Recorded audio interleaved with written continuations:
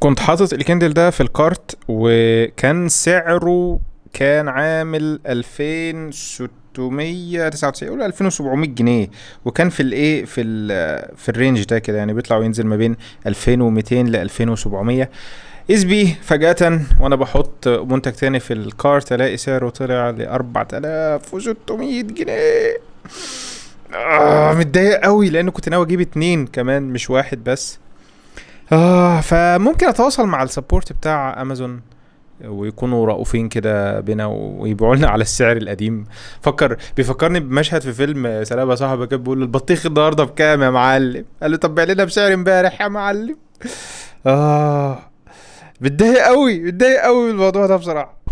امازون تجربتي معاهم تجربه محترمه جدا، هم ناس محترمين جدا.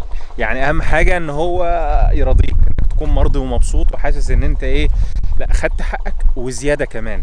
سواء امازون امريكا او امازون مصر حتى، حصل كذا كذا مشكله كده في كذا منتج فبعت لهم. فبصراحه يعني التجربه كانت جميله. اي نعم امازون امريكا كان افضل بكتير من امازون مصر، بس ستيل يعني امازون مصر في نهايه المطاف راضوني، اتراضيت في الاخر، انا كنت مرضي ومبسوط الحمد لله. مش عارف بقى موضوع الكندل ده بالذات، الزياده الكبيره قوي في السعر مره واحده. ممكن عشان البرايم داي، في برايم داي لسه شايفه حالا على الموقع هيبقى يوم تقريبا 12 او 11 7. فممكن عشان البرايم داي يقول لك ديسكاونت مثلا 70% فيرجعوا لسعره القديم. ممكن، مش عارف. فانا هحاول اتواصل معاهم بصراحه عشان ايه، اضمن على الاقل اجيب لي كندل بالسعر القديم لو ينفع. وان شاء الله نشارك معاكم يعني التجربه، ولو ظبطت لا هيبقى امازون جامدين قوي قوي قوي قوي يعني.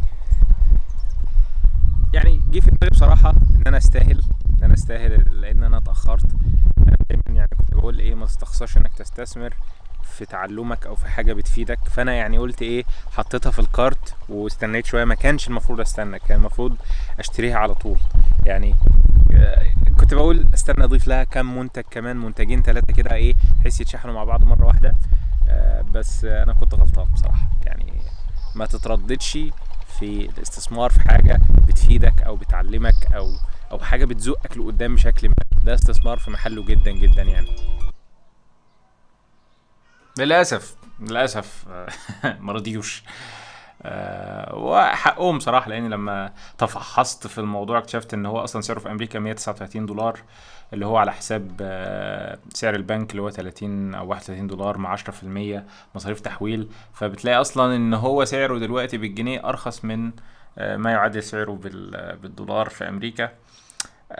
هو انا شكلي عشمت ولا ايه؟ يعني عشمت بزياده.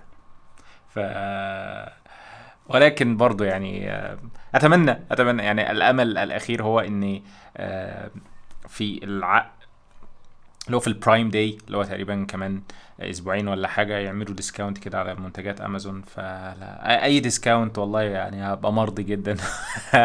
الحق اشتري الكندل. وانا بصراحه يعني ده درس قاسي جدا ليا، لان يعني تاخرت، ترددت، مش عارف بصراحه. بس مم. بعد كده اي حاجة مفيدة بالنسبة لك ما تترددش انك تستثمر فيها. هتنيني اقول الكلام ده كتير. اوكي، يعني طلع زي ما انا توقعت. هو دلوقتي سعره لسه على السعر اللي هو طلع لي جديد وقتها، اللي هو 4599. فالاتنين عاملين 9198. ولكن لو ضغطت عليه بما اننا دلوقتي في البرايم داي، بيسموه البرايم داي، فسعره بقى 3199. طبعا افضل كتير جدا من ال 4599 ده. ولكن برضه هو اكتر من 2700 او 2699. بس بصراحة يعني لا انا خلاص انا هلحق واشتري قبل ما يغيروا رأيهم يعني في الكلام ده. هشتري واحد دلوقتي. يعني نقسم البلد نصين، اشتري واحد دلوقتي ولو سعره نزل كمان شوية اشتري كمان واحد. اوكي، طبعا عشان ناخد العرض ده كان لازم نشترك في امازون برايم، اللي هو بيديلك اصلا 30 يوم تجربة، فما فيش اي خسارة خالص. فالخصم مش بس بقى 3200، لا في كمان 200 جنيه زيادة. يعني وصل تقريبا السعر ال 3000 جنيه فقط او 2999، اللي هو شيء رائع جدا. خلينا نلحق قبل ما ايه يغيروا كلام. وها قد جاء الكندل، بس مش عارف ليه في بتاع مستطيل كده. بس ده اطول بصراحه من المعتاد، فعشان كده جايبينه في علبه طويله. نفتح بسم الله. احلى حاجه بصراحه هو السيمبل باكجينج. هو خلاص كده انت خلصت. وده الكندل الجميل، وهنا تقريبا يو اس بي كيبل ظريف جدا، الكواليتي بتاعته كويسه، وكتيب كتيب وخلاص، شكرا على كده. الجميل في الكندل بصراحه يعني هو ان البطاريه بتاعته زي ما قلنا بتقعد كتير. يعني التاني اصلا حاطط عليه الكفر، فمش بنعم بهذا الملمس الجميل. دوس هنا تلاقيه شغال، اصلا دي شاشه يعني هو شغال بالفعل اصلا. الحمد لله لحقته بالسعر ده، لانه دلوقتي رجع تاني ل 4700. فاللي احنا اتعلمناه من الموضوع ده والخطأ اللي انا ارتكبته هو انا ترددت في الاستثمار في حاجة انا عارف ان هي مفيدة ليا. فلو في حاجة مفيدة ليك، انت عارف ان هي مفيدة ليك، سواء بقى كتاب، سواء كورس، سواء ايفنت، سواء اي حاجة انت شايف ان هي فيها فايدة، ما تترددش في الموضوع ده.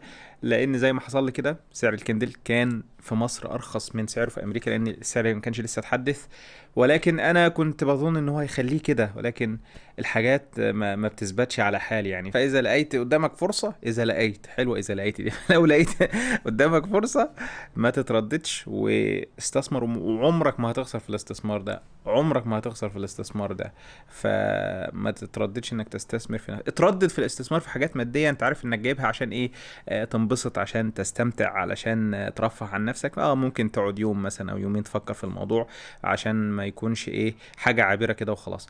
ولكن في الحاجات اللي زي ديت لا تتردد، لا تتردد في شراء الكتب، لا تتردد في شراء جهاز ممكن يفيدك زي الكندل، لا تتردد في الاستثمار في كورس او في حضور ايفنت او في دورة. يعني انا كررت الموضوع كتير، ولكن يعني انا اخطأت في هذا الموضوع، واذكر نفسي واياكم يعني. فلا تتردد يا رجل. سلام.